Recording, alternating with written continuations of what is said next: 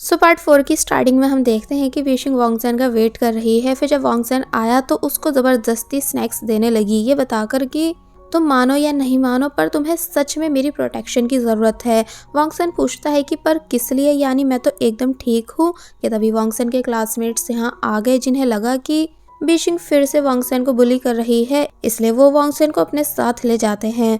तो तब बीशिंग कहने लगती है कि मुझे वांगसन पर हर टाइम नजर रखने के लिए वांगसन की क्लास में ट्रांसफर होना होगा। और फिर तभी वो वांगसन के क्लास टीचर के पास आ गई बात करने, जहाँ पहले वो टीचर की तारीफ करती है कि आप एक बहुत ही अच्छे टीचर हो, देख लेना फ्यूचर में आप ही वाइस प्रिंसिपल बनोगे। तो ये सुन वो खुश होने लगे। फिर जब बीशिंग मेन बात पर आई कि मैं आपकी क्लास में आना चाहती हूँ, यानी प्लीज मेरा ट्रांसफर सेक्शन बी से ए में करा दीजिए, तो तब वो बताने लगते हैं कि पर ऐसा होना पॉसिबल नहीं। तो वहीं बीशिंग के क्लास टीचर यानी कि टीचर मिंग, जो कि वो भी ये सब बातें सुन चुके थे, उन्होंने बीशिंग को डांटा एंड अपने साथ यहाँ से ले गए।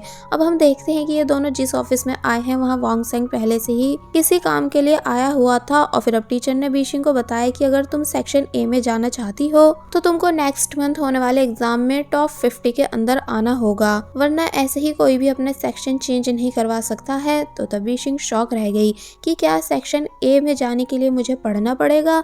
अब हम बीशिंग को उसकी क्लास में देखते हैं, जहाँ वो अपने डेस्कमेट के साथ है, जिसका नाम है चाओ, जो कि बीशिंग से पूछ रहा है कि आज तुम इतनी अलग कैसे नजर आ रही हो, यानी पहले तुम्हारा बस एक ही काम रहता था ज़ैन्यू पर नजर रखना, लेकिन आज तो तुम उसे देख तक नहीं रही। एंड क्या तुम्हें सच में सेक्शन ए में जाना है। तो तब वो बताती है कि हाँ, पर जिस हिसाब से मुझे इतनी सारी बुक्स को पढ़ना पड़ेगा, उन्हें देखकर मेरी हिम्मत टूट रही है। तो तब ज़ैन्यू, जो कि पीछे से बातें सुन चुका था, वो बोला कि तुम कितना भी ट्राई कर लो पर सेक्शन ए में नहीं जा पाओगी, क्योंकि वहाँ सिर्फ वो स्टूडेंट जाते हैं जो इंटेलिजेंट होते हैं और तुम स्टडी में बिल्कुल भी अच्छी नहीं। तो तब टेंगी, जो कि वो भी ये सब बातें सुन लेती है, वो जल्दी से बीशिंग के पास आई और पूछने लगी कि क्या तुम सच में सेक्शन ए में जाना चाहती हो, लेकिन क्यों, यानी अगर तुम चली गई तो मेरा क्या होगा, क्योंकि हम दोनों तो बेस्ट फ्रेंड्स है ना। तो तब बीशिंग नफरत की नजर से टेंगी को देखती है, क्योंकि उसे पता है कि ये बेस्ट फ्रेंड के नाम पर फ्यूचर में मेरे साथ क्या कर चुकी है। इसलिए बीशिंग ने टेंगी से सही से बात नहीं करी, और अब वैसे भी वो जब तक पास्ट में है टेंगी से दूर रहने वाली है। अब नेक्स्ट डे हमें दिखाया जाता है कि बीशिंग ने वांगसन को फॉलो करना शुरू कर दिया था। कभी वो उसे जबरदस्ती स्नैक्स देती है, अगर वो लेने से मना करता है तो डांटती है। फिर जब स्कूल एंड होता है तो वांगसन को उसके घर छोड़ने के लिए बोलती है। वांगसन बोला भी कि मैं अकेले जा सकता हूँ, लेकिन बीशिंग मानती नहीं। फिर जब नेक्स्ट डे वांगसन स्कूल आया तो तब बीशिंग फिर से स्नैक्स लेकर वांगसन के आने का वेट कर रही थी और उसको स्नैक्स देने लगी। वांगसन एक बार फिर मना करता है तो तब वो उसे डांटती है और सभी चीजें दे देती है ताकि ये दोनों अच्छे दोस्त बन सके। अब नेक्स्ट सीन में हम देखते हैं कि बीशिंग सेक्शन ए में आई सभी स्टूडेंट्स के लिए खाने की काफी सारी चीजें लेकर, और फिर बोली कि मैं बहुत जल्द तुम सभी की क्लासमेट बनने वाली हूँ, इसलिए ये सब चीजें तुम सभी के लिए मेरी साइड से। और फिर वांगसन के पास आइसक्रीम लेकर गई और रिक्वेस्ट करने लगी कि प्लीज मेरी स्टडी में हेल्प करवा दो, मुझे टॉप 50 में आना है, तभी मैं तुम्हारी क्लास में आ पाऊंगी। बट वांगसन बहाने बनाने लगता है कि पर सेक्शन बी भी तो अच्छा है, फिर तुम्हें यहीं पर ही क्यों आना है। बट बीशिंग मानती नहीं है, क्योंकि वो कई बार वांगसन को समझा चुकी है कि वो सेक्शन ए में उसे प्रोटेक्ट करने के लिए आ रही है, बट वांगसन इस बात को समझ ही नहीं पा रहा है। फिर अब नेक्स्ट सीन में हम देखते हैं कि बीशिंग वांगसन को जबरदस्ती लाइट हाउस पर लेकर आई। एक्चुअली बीशिंग को ऐसा लग रहा है कि अगर वो वांगसन को उसकी डेथ से रिलेटेड चीजें याद करवाएगी तो क्या पता वांगसन को थोड़ा बहुत कुछ याद आने लगे। बीशिंग वांगसन से आइज क्लोज करने का बोलती है एंड पूछती है कि क्या तुम कुछ याद कर पा रहे हो।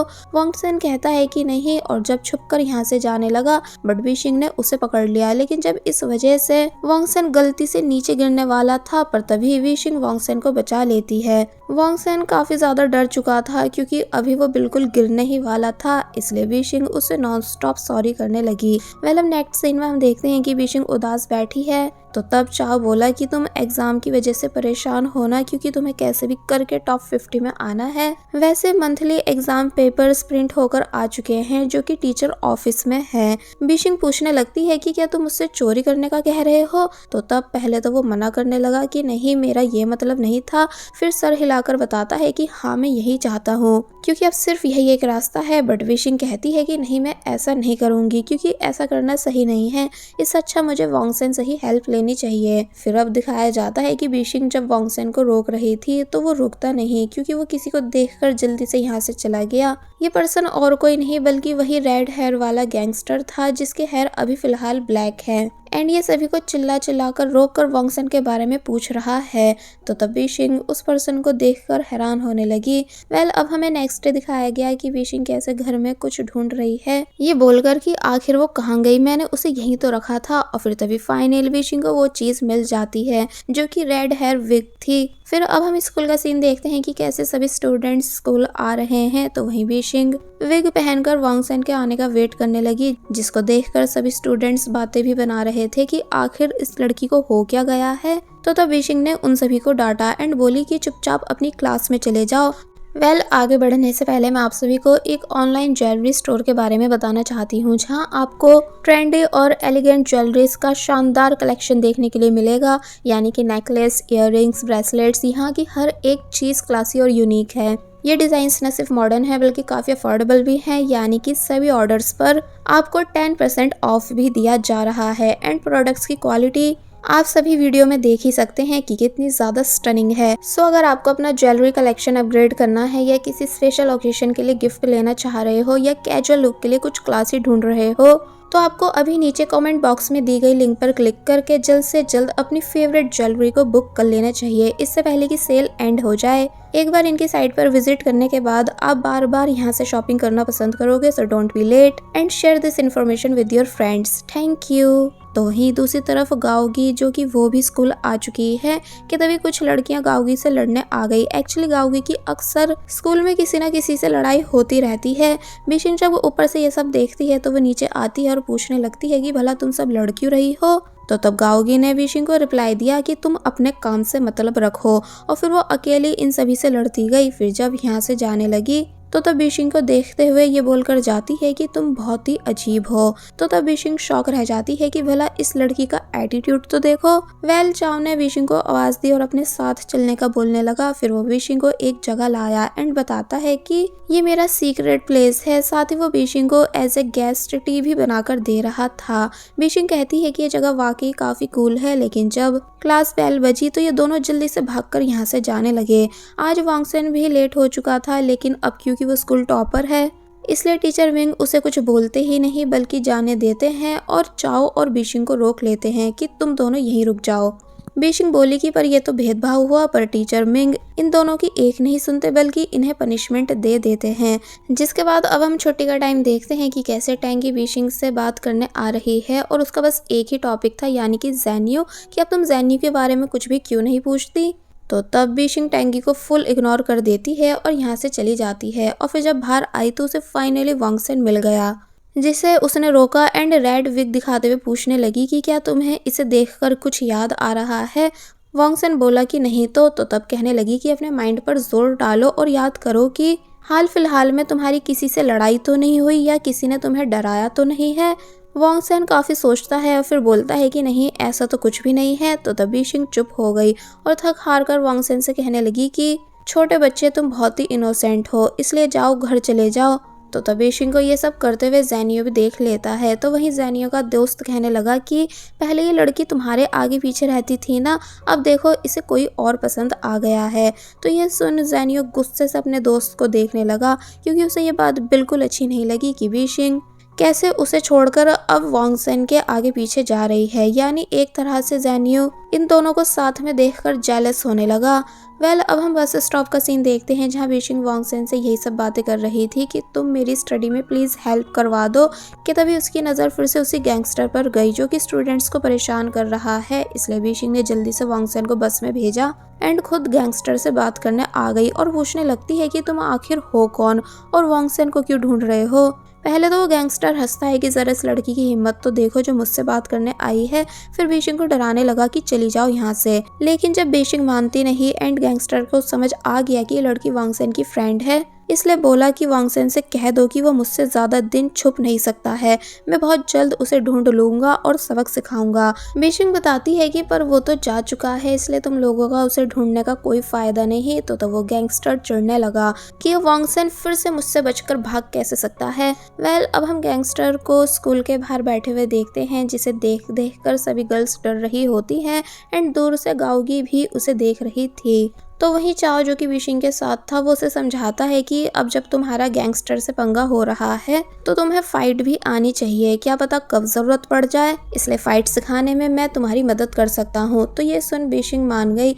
तो वही गाओगी की फ्रेंड गाओगी के पास आती है और बताती है कि पता नहीं ये गैंगस्टर कौन है और हमारे स्कूल के बाहर क्यों बैठा हुआ है। तो तब गाओगी ने इस बात पर कोई रिप्लाई नहीं दिया कि तभी टीचर मिंग इस तरफ आने लगे, जिस बारे में जब वो लड़की बताती है कि तुम्हारे फादर यहीं आ रहे हैं। तो तब गाओगी उठकर यहाँ से भागने लगी एंड जब वो गई तो उसके पीछे पीछे वो गैंगस्टर भी यहाँ से चला गया। टीचर मिंग ये सब देख लेते हैं, लेकिन अब इससे पहले कि अपनी बेटी को रोक पाते कि तभी बीशिंग और चाओ की वजह से वो ज्यादा आगे जा नहीं पाए, इसलिए इन दोनों को डांटने लगे कि तुम दोनों लड़ क्यों रहे हो। बीशिंग समझाती है कि नहीं, हम दोनों तो सिर्फ प्रैक्टिस कर रहे थे, लेकिन टीचर तब भी इन दोनों को रनिंग पनिशमेंट दे देते हैं। और अब दिखाया गया कि बीशिंग जब रनिंग कर रही थी तो तब वांगसेन बीशिंग की फिक्र में बीशिंग के लिए वाटर लेकर आया और उसे वाटर देने लगा।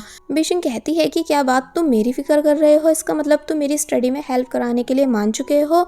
वांगसेन बोला कि मैंने ऐसा तो नहीं कहा, बाकी हाँ मैं तुम्हारी थोड़ी बहुत हेल्प करा दूंगा। तो ये सुन वो काफी ज्यादा खुश होने लग जाती है। और जब छुट्टी के टाइम बीशिंग चाओ के साथ जा रही थी तो तब चाओ बताता है कि गाओगी जो कि टीचर मिंग की बेटी है, वो अपने फादर को पसंद नहीं करती है एंड वांगसेन गाओगी का नेबर है, यानी कि ये दोनों बचपन के दोस्त हैं। तो तब बीशिंग कहती है कि अच्छा ऐसा है।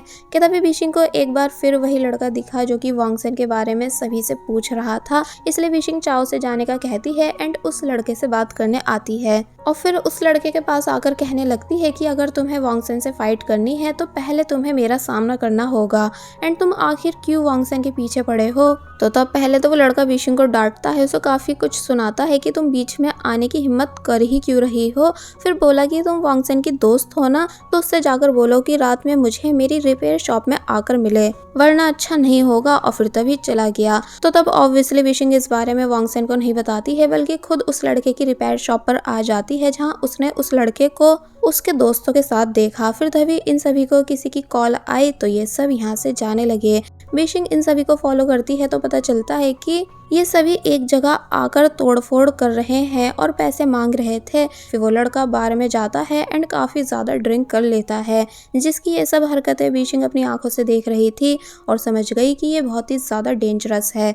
अब नेक्स्ट डे हमें बीशिंग को चाओ के साथ स्कूल में दिखाया गया, जहाँ वो चाओ को इस बारे में बता रही है कि कैसे कैसे कल मैं उस गैंगस्टर से मिली एंड वो मेरे साथ एक्सपेरिमेंट कंपटीशन करना चाहता है। चाओ पूछता है कि क्या एक्सपेरिमेंट, और फिर अब हम इन दोनों का कल का सीन देखते हैं, जहाँ उस लड़के ने जब बोला था कि वांगसेन से कहना कि मुझसे मेरी रिपेयर शॉप में आकर मिले, तो तब उसके बाद उसने ये बात कही थी कि वो वांगसेन को एलिफेंट टूथपेस्ट एक्सपेरिमेंट में हराना चाहता है। तो तब बीशिंग बोली थी कि वो एक्सपेरिमेंट वांगसेन की जगह मैं तुम्हारे साथ करूंगी एंड अगर मैंने तुम्हें हरा दिया तो फिर तुम वांगसेन से दूर हो जाओगे, यानी कि उसे परेशान नहीं करोगे। तो तब वो लड़का मान गया था, लेकिन अब प्रेजेंट में बीशिंग परेशान हो रही है कि मैं एक्सपेरिमेंट करूं तो करूं कैसे, यानी मुझे तो वो आता ही नहीं। कि तभी बीशिंग को याद आने लगता है कि अभी कुछ दिन पहले मैंने वो एक्सपेरिमेंट वांगसेन को करते हुए देखा था, इसलिए वांगसेन मेरी हेल्प करा सकता है इस एक्सपेरिमेंट को सिखाने में। चाओ कहता है कि लेकिन तुम्हें क्या लगता है कि वांगसेन तुम्हारी हेल्प कराने के लिए इजीली मान जाएगा। बीशिंग कहती है कि नहीं, मैंने उसे स्टडी के लिए ही इतनी मुश्किल से रेडी कराया है। तो तब चाओ कहता है कि डोंट वरी, वांगसेन को जल्द से जल्द मनाने के लिए मेरे पास एक बहुत ही अच्छा प्लान है कि फिर वो तुम्हें मना कर ही नहीं पाएगा। और बस फिर इसी सीन के साथ ये पार्ट यहीं पर एंड हो जाता है। There was a time when you had me falling to the ground. For next part, please subscribe my channel and click the bell icon. Thank you.